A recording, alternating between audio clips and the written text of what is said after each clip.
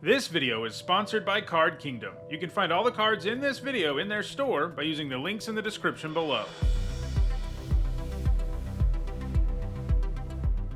Hi everyone, I'm Nitsa Hone, and it's time for another MTG Top 10, the series where I rank cards based on their historical performance at Magic's highest level of competition. Today we're going to take a look at one of the game's most infamous mechanics, Affinity. Affinity reduces the cost of spells based on the number of permanents you control with a specific number of types or subtypes. Affinity made its debut in Mirrodin, where every instance of it was Affinity for artifacts. In the years since, we've seen Affinity for other things too. As with most cost reduction mechanics, Affinity can be pretty powerful. For a long time, Mirrodin block was the only time we saw Affinity, but it returned in a big way in Modern Horizons, before becoming a deciduous mechanic with the release of Phyrexia All Will Be One. This means that it doesn't show up in every set, but it can show up in any set. So we've seen it in several sets that were released this year. To be eligible for this list, a card had to have Affinity for something. In all, there were 39 cards eligible for the list, and in this video we'll look at the 10 that have left the biggest impact on competitive Magic. Before we get started, here's a quick reminder on how I score cards in these videos. A first tier top 8 is worth 2 points, this includes events like Pro Tours, and a second tier top 8 is worth 1 point, this includes events like Regional Championships. Alright, let's take a look at the top 10 cards with Affinity. At number 10, it's Rebel Salvo. For 2 generic and a red, Rebel Salvo is an instant with Affinity for equipment, and it does 5 damage to target creature or planeswalker, and even shuts down indestructibility for a turn. Even without Affinity, a card like Rebel Salvo has a decent shot at seeing play in Standard, as it's just a reasonably efficient removal spell with some real upside. And in fact, it sees play right now in Standard Red Deck Wins, a deck that generally doesn't run any equipment right now. It's got a good shot at gaining some more points in the future. It will be interesting to see if it's ever played alongside equipment, as that obviously makes it an even better card. At number 9, it's Scale of Chisgoria. This 3-mana artifact has Affinity for artifacts and Flash, and you can tap it to give a creature +0/+1 until end of turn. When you really look at what the scale does, it doesn't seem very powerful. It isn't like an instant speed +0/+1 buff makes much of a difference. However, just by being a cheap artifact with Affinity for artifacts, it can be quite powerful. This is because Affinity for artifacts synergizes well with itself. If you're running a bunch of other Affinity cards, eventually your spells are free and you can just keep dumping more artifacts into play until you can just empty your entire hand. Affinity decks tend to run lots of free artifacts too, making it even easier to get the scale into play as early as turn 1, which probably means you can slam some other artifacts on the board that turn too. Unsurprisingly, the scale was played in Affinity decks in both Block and Modern, where it could help you have completely absurd starts. It didn't regularly appear in Modern Affinity decks though, and it doesn't have any points anywhere in almost a decade.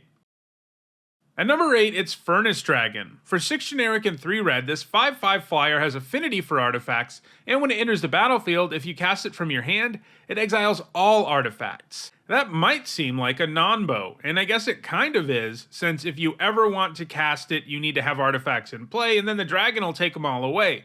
But it was a perfect card in the metagame of Mirrodin block constructed, which was largely dominated by Affinity decks. Whether you were playing Affinity yourself or not, your deck had enough artifacts to play the dragon, and when you did, it often felt like you cast Obliterate and put a 5/5 flyer into play at the same time. This is because even most lands played in the format were artifacts, so the dragon often wiped all the permanents off the board, making it very hard for anyone to defend themselves against it.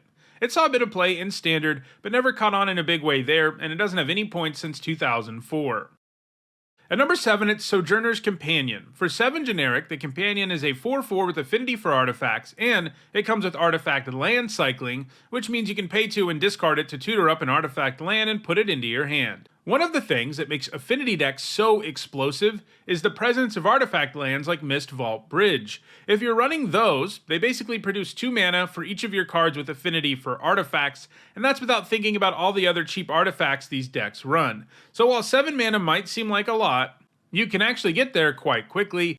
And if you're having a slow start, you can throw the Companion away to grab one of your artifact lands, which also tend to fix your mana. The Companion is for Modern Horizons 2, so the only 60 card formats it's legal in are Modern, Legacy, Vintage, and Pauper, because it's also a common. It's made the most of its legality in those formats, though, helping revive Affinity decks in both Pauper and Modern. In fact, it was so good in Pauper that it quickly got banned out of the format. This is because, in that format, you have access to even more artifact lands than you do in Modern, including the original land cycle from Mirrodin. That made it even easier to power out the Companion and power up your artifact payoffs too. The Companion is going to keep gaining points in Modern in the future, and it has a good shot at moving up the list. At number 6, it's Spire Golem. For 6 generic mana, it's a 2/4 flyer with Affinity for islands. So, I was talking about how artifact lands feel like they produce 2 mana for your Affinity for artifact cards. Well, Spire Golem gives you the same feeling, but with your islands. If you're a mono blue deck, dropping this on turn 3 is very easy, and obviously by the later stages of the game, it can be free. It didn't see much play in the original 60-card formats it was part of, but it did see a bit of play in Extended. It's caught on in a big way in Pauper though, where it's been featured in mono blue aggro decks in the format for several years. It's pretty great in the Pauper metagame as it lines up really well against 2 of the most heavily played cards in the format, Lightning Bolt and Delver of Secrets. The Golem is going to keep gaining points in Pauper going forward. At number 5, it's Somber Hoverguard. For 5 generic and a blue, it's a 3/2 flyer with Affinity for artifacts. Unsurprisingly, it saw play in Block Standard, Extended, and Pauper Affinity decks. Evasive creatures work particularly well in those decks since they tend to run Cranial Plating, which offers an insane stats boost, and that can be a big problem for your opponent if it's on a flyer. The Hoverguard is going to keep gaining points in Pauper. At number 4, it's Mirr Enforcer. This is a 7 mana 4/4 with Affinity for artifacts. While it's strictly worse than Sojourners Companion, because it doesn't have artifact land cycling, it is by far the older card, and it was around for Affinity's heyday in Block Standard and Extended, resulting in a higher score. It was pretty important in the Affinity decks in those formats, as it gave you a beefy creature that you could sometimes get into play on turn 1, and you could very easily get it into play on turn 2. And if you had more than one in your hand, well, the game's pretty much over. This kind of size was hard to contend with in the early stages of the game in all of those formats. Ultimately, lots of cards had to get banned in Block and Standard to weaken Affinity decks. Chief among these was the artifact lands, and that made the Enforcer a lot worse, so it didn't see much play in those formats after that.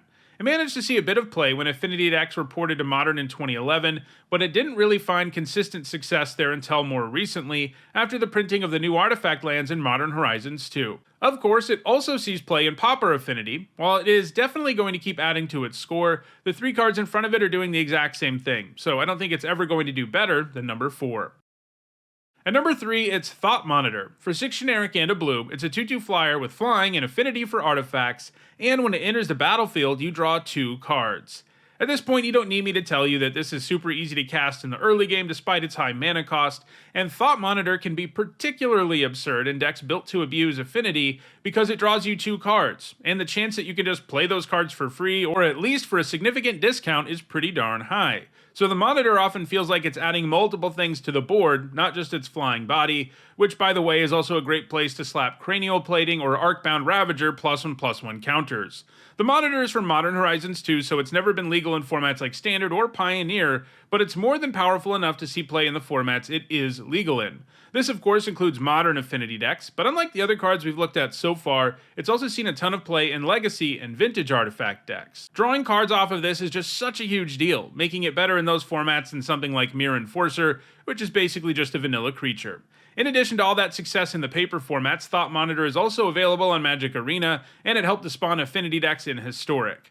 With the amount of multi-format success the Monitor is experiencing, it's got a great chance at passing our number 2 card in the near future. That card is Frogmite.